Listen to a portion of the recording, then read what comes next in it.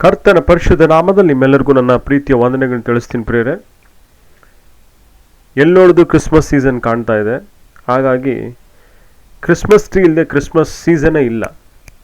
ಯಾರ ಮನೇಲಿ ನೋಡಿದ್ರು ಕ್ರಿಸ್ಮಸ್ ಟ್ರೀ ಇರುತ್ತೆ, ದೊಡ್ಡದಾಗಿ, ಎತ್ತರವಾಗಿ, ಚಿಕ್ಕದಾಗಿ, ಅವ್ರವ್ರಿಗೆ ಇಷ್ಟಕ್ಕೆ ತಕ್ಕ ಹಾಗೆ ಅಲಂಕಾರ ಮಾಡಿಕೊಂಡು ಕ್ರಿಸ್ಮಸ್ ಟ್ರೀಯನ್ನು ಇಟ್ಟಿದ್ದಾರೆ.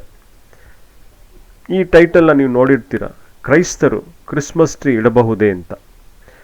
ಈ ಕ್ರಿಸ್ಮಸ್ ಟ್ರೀ ಅನ್ನೋದು ಏನಂತ ನಾನು ಮೊದಲು ಚರಿತ್ರೆ ಹೇಳ್ಬಿಡ್ತೀನಿ, ನಂತರ ಅದನ್ನು ಇಡೋದೋ ಬೇಡವಾ ಅನ್ನೋದನ್ನು ನಾವು ತಿಳ್ಕೊಳ್ಳೋಣ.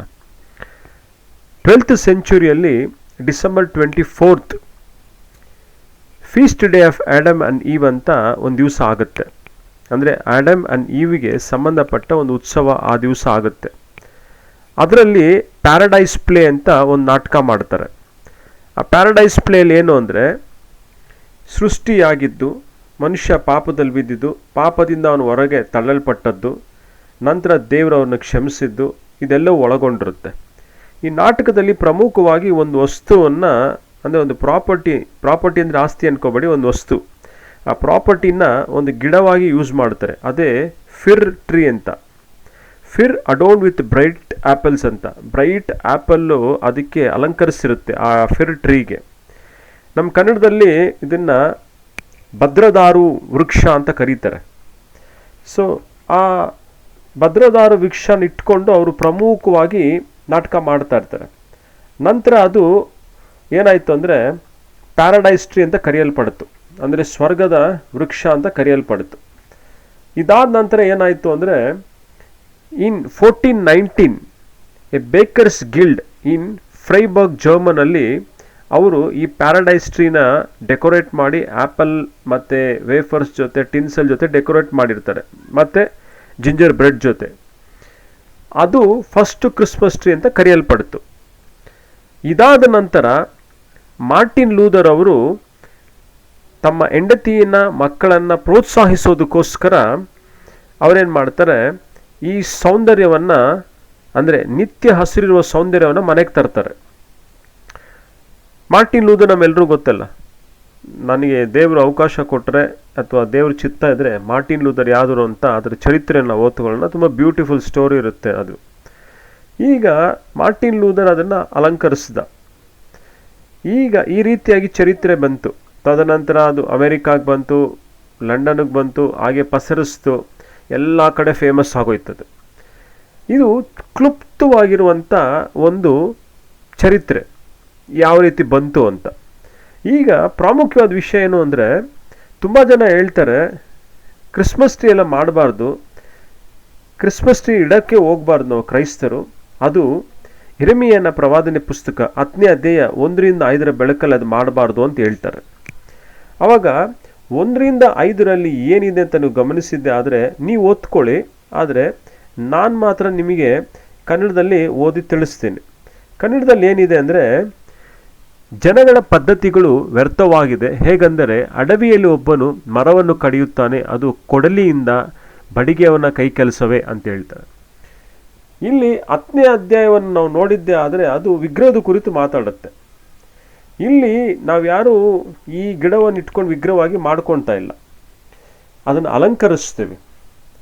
ಅದು ಒಂದು ಸಂಕೇತ ಇದೆ.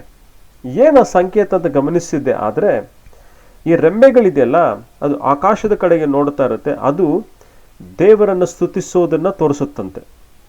ಎರಡನೇದು, ಅದರ ಮೇಲ್ಗಡೆ ಟಾಪಲ್ಲಿ ಒಂದು ಸ್ಟಾರ್ ಇಡ್ತಾರೆ, ಅದು ಬೆತ್ಲೆಹೇಮಿನ ಸ್ಟಾರನ್ನು ಗುರುತಿಸುತ್ತಂತೆ. ಮೂರನೇದು, ಈ ಮರ ಹಸಿರಾಗಿರುತ್ತಲ್ಲ, ಅದು ನಿತ್ಯ ಹಸಿರಾಗಿರೋದನ್ನು ತೋರಿಸುತ್ತೆ, ನಿತ್ಯತ್ವವನ್ನು ಗುರುತಿಸುತ್ತಂತೆ. ಮತ್ತು God's gift to us through our Lord Jesus Christ ಅಂತ ಹೇಳುತ್ತೆ.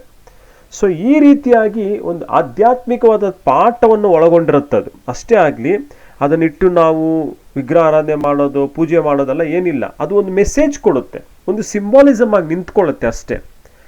ಸೊ ಹಾಗಾಗಿ ಕ್ರೈಸ್ತರಾಗಿರೋ ನಾವು, ಯೇಸು ಸ್ವಾಮಿಯನ್ನು ನಂಬಿರುವಂಥ ನಾವು ಯಾರೇ ಆಗಲಿ ಸಹ ನಾವು ವಿಗ್ರಹ ಆರಾಧನೆ ಮಾಡೋಕ್ಕೆ ಹೋಗಲ್ಲ.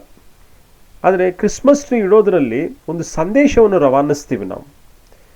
ಆ ಸಂದೇಶ ಈ ರೀತಿಯಾಗಿ ಒಳಗೊಂಡಿರುತ್ತೆ. ನಾನು ಎಕ್ಸ್ಪ್ಲೈನ್ ಮಾಡ್ದಂಗೆ, ಇವಾಗ ನೋಡಿ, ಯಾರನ್ನ ಕ್ರಿಸ್ಮಸ್ ಟ್ರೀ ನೋಡಿದಾಗ ಅವ್ರಿಗೆ ಅರ್ಥ ಆಗುತ್ತೆ ಇವ್ರು ಕ್ರಿಸ್ಮಸ್ ಆಚರಣೆ ಮಾಡ್ತಾ ಇದ್ದಾರೆ ಅಂತ. ಕ್ರಿಸ್ಮಸ್ ಆಚರಣೆ ಮಾಡ್ತಿದ್ದಾನೆ ಅಂತ ಹೇಳುವಾಗ ಅದೊಂದು ಸುಸಂದರ್ಭವಾಗಿ ಉಪಯೋಗಿಸ್ಕೊಳ್ತಾ ಸುವಾರ್ತೆಯನ್ನು ಹೇಳ್ಬೋದು, ಅಥವಾ ಯೇಸು ಸ್ವಾಮಿ ಏನಕ್ಕೆ ಜನನವಾದರು ಅನ್ನೋದನ್ನು ನಾವು ಹೇಳ್ತಾ ಹೋಗ್ಬೋದು. ಆದರೆ ಈಗ ಪ್ಲೈನಾಗಿ ಹೇಳ್ಬೇಕಂದ್ರೆ ಕ್ರೈಸ್ತರು ಕ್ರಿಸ್ಮಸ್ ಇಡ್ಬೋದಾ ಇರಬಾರ್ದಾ ಅನ್ನೋದು ವಿಷಯ. ಇಡಬಹುದು ಅನ್ನೋದನ್ನ ಹೇಳಕ್ಕೆ ಬರ್ತೀನಿ ನಾನು. ಆದರೆ ಇಡಬಹುದು ಅನ್ನುವಾಗ ಅದೊಂಥರ ವಿಗ್ರಹಾರಾಧನೆ ಆಗಲ್ವ ಬ್ರದರ್ ಅಂದರೆ, ಇಲ್ಲ, ವಿಗ್ರಹಾರಾಧನೆ ಆಗಲ್ಲ. ನೀವು ವಿಗ್ರಹಾರಾಧನೆ ಮಾಡ್ಕೊಂಡ್ರೆ ಆಗತ್ತೆ, ಇಲ್ಲಾಂದರೆ ಆಗಲ್ಲ. ನೀವು ಅದನ್ನು ಯಾವ ರೀತಿ ನೋಡಬೇಕು ಅದೇ ರೀತಿ ನೋಡಿದ್ರೆ ಸಾಕು. ಎಲ್ರಿಗೂ ನಮಗೆ ಗೊತ್ತು, ದೇವರು ನಮ್ಮನ್ನು ಎಷ್ಟೋ ಪ್ರೀತಿಸಿ ತನ್ನ ಒಬ್ಬನೇ ಮಗನನ್ನು ಕೊಟ್ಟಿದ್ದಾನೆ ಅನ್ನುವ ಸತ್ಯವನ್ನು ನಾವು ತಿಳ್ಕೊಂಬಿಟ್ಟಿದ್ದೀವಿ. ಅದೇ ರೀತಿಯಾಗಿ ತನ್ನನ್ನು ಆರಾಧನೆ ಮಾಡುವವರು ಆತ್ಮದಲ್ಲಿ ಸತ್ಯದಲ್ಲಿ ಆರಾಧನೆ ಮಾಡ್ತಾರೆ ಅಂತ ಗೊತ್ತು. ಆತ್ಮದಲ್ಲಿ ಸತ್ಯದಲ್ಲಿ ಆರಾಧನೆ ಮಾಡುವಂಥ ವಿಷಯವನ್ನು ನಾವು ತಿಳ್ಕೊಂಡಿರ್ಬೇಕಾದಾಗ ಯಾವುದೋ ಕ್ರಿಸ್ಮಸ್ ಟ್ರೀ ಇಟ್ಕೊಂಡು ನಾವೇನು ಮಾಡ್ತೀವಿ? ಮಾಡಲ್ಲ. ಈಗಿರುವಲ್ಲಿ ಒಂದು ವಿಷಯ ಏನು ಅಂದರೆ, ಈ ವರ್ಷಕ್ಕೆ ಮಾತ್ರ ನಾವು ಇಡ್ತೀವಿ. ಅದು ಒಂದು ದಿವಸ, ಒಂದು 5 ದಿವಸ ಇಡ್ತೀವಿ, ತದನಂತರ ಅದನ್ನ ಎತ್ತಿಟ್ಬಿಡ್ತೀವಿ ಅಷ್ಟೇ. ಆಗ ನೀವು ಹೇಳ್ಬೋದು, ಅಂದರೆ ಇದು ಸೀಸನಲ್ ವಿಗ್ರಹಾರಾಧನೆನಾ ಅಂತ ಹೇಳ್ಬೋದು. ಇದು ಸೀಸನ್ನು ಅನ್ಸೀಸನ್ ಅಲ್ಲ, ಆ ಸಮಯಕ್ಕೆ ಒಂದು ವಿಷಯವನ್ನು ಒಳಗೊಂಡಿದೆ. ಅದು ಸಂಕೇತ ರೂಪವಾಗಿರೋದ್ರಿಂದ ಅದನ್ನು ಹೇಳ್ತೀವಾಗಲೇ, ಅದು ಬಿಟ್ಟರೆ ಬೇರೆ ಏನೂ ಇಲ್ಲ. ಸೊ ಇದನ್ನು ಜೆರೆಮಯ 10 ಚಾಪ್ಟರ್ ವರ್ಸ್ 1 to 5 ಕೋಟ್ ಮಾಡ್ತಾರಲ್ಲ, ಅದು ಕರೆಕ್ಟ್ ಅಲ್ಲ. ನೀವು ಕಾಂಟೆಕ್ಸ್ಟ್ನ ಓದ್ತಾ ಹೋದರೆ ನಿಮಗೆ ಅರ್ಥ ಆಗ್ಬಿಡುತ್ತೆ ಏನಂತ. ಅದು ವಿಗ್ರಹಾರಾಧನೆ ಇಸ್ರಾಯೇಲ್ರು ಮಾಡಿದ್ದನ್ನು ತೋರಿಸುತ್ತೆ. ಅದೇ ನೀವು ಇನ್ನು 8ನೇ ವಚನವನ್ನು ಚೆನ್ನಾಗಿ ಗಮನಿಸಿದ್ರೆ ನಿಮ್ಗೆ ಅದರಲ್ಲಿ ಕ್ಲಿಯರಾಗಿ ಅರ್ಥ ಆಗ್ಬಿಡುತ್ತೆ, ಅದು ವಿಗ್ರಹಗಳ ಕುರಿತು ಮಾತಾಡುತ್ತೆ ಅಂತ. ಕೆತ್ತಿದ್ದು, ಅವ್ರು ಯಾವ ರೀತಿ ನಿಲ್ಲಿಸಿದ್ದು, ಅದನ್ನೆಲ್ಲ ನಾವು ಅದನ್ನೆಲ್ಲ ಯಾವುದು ಮಾಡ್ತಾ ಇಲ್ಲ. ಹಾಗಾಗಿ ಇದೊಂದು ಕ್ಲುಪ್ತವಾಗಿ ಸಂಕ್ಷಿಪ್ತವಾಗಿ ಒಂದು ಕ್ರಿಸ್ಮಸ್ ಟ್ರೀಯ ಒಂದು ಚರಿತ್ರೆ ಆಗಿದೆ. ಅದೇ ರೀತಿ ಮಾಡಬಹುದಾ ಮಾಡಬಾರ್ದಾ ಅಂತ ಕೇಳಿದ್ರೆ, ನೀನು ಯಾವ ರೀತಿಯಾಗಿ ನೋಡ್ತೀಯಾ, ಅದನ್ನು ಯಾವ ರೀತಿಯಾಗಿ ಪ್ರೆಸೆಂಟ್ ಮಾಡ್ತೀಯ ಅನ್ನೋದು ನಿನ್ನ ಮೇಲೆ ಆಧಾರ ಆಗಿರುತ್ತೆ. ಅದು ನಿನ್ನ ಜೀವನದಲ್ಲಿ ಯೇಸು ಸ್ವಾಮಿ ರಾರಾಜಿಸಲಿ, ಯಾವಾಗಲೂ ರಾಜನಾಗಿ ರಾರಾಜಿಸಲಿ, ರಕ್ಷಕನಾಗಿ, ಸೃಷ್ಟಿಕರ್ತನಾಗಿ, ನಮ್ಮೆಲ್ಲರ ಪಾಪಕ್ಕೋಸ್ಕರ ಹುಟ್ಟಿದ ಪ್ರಭುವಾಗಿ ರಾರಾಜಿಸಬೇಕು. ಅದು ಬಿಟ್ಟು ಕ್ರಿಸ್ತನನ್ನು ಬಿಟ್ಟು ಬರೀ ಕ್ರಿಸ್ಮಸ್ ಟ್ರೀನೇ ಹೈಲೈಟ್ ಮಾಡ್ಕೊಂಡಿದ್ರೆ ನಿಂದು ಕ್ರಿಸ್ಮಸ್ ಆಗಲ್ಲ. ಅದು ಖಂಡಿತವಾಗಿ ಕ್ರಿಸ್ಮಸ್ ದಾರಿ ತೊಲಗಿದ್ದ ಆಗಿರುತ್ತದೆ. ಹಾಗಾಗಿ ಇದನ್ನು ಗಮನದಲ್ಲಿ ಇಟ್ಕೊಂಡು ಮುಂದಕ್ಕೆ ಹೋಗೋಣ. ದೇವರು ನಮ್ಮನ್ನೆಲ್ಲ ಆಶೀರ್ವದಿಸಲಿ. ಮತ್ತೊಂದು ಆವರ್ತಿ ದೇವ್ರು ನಿಮ್ಮ ಮುಂದೆ ಬರೋದಕ್ಕೆ ನನಗೆ ಕೃಪೆ ಕೊಟ್ಟರೆ ಇನ್ನೊಂದು ವಿಡಿಯೋ ಜೊತೆಗೆ ಬರ್ತೀನಿ. ಅಲ್ಲಿವರೆಗೂ ದೇವರ ಕೃಪೆ ನಮ್ಮೆಲ್ಲರನ್ನ ಆವರಿಸಲಿ. Thank you.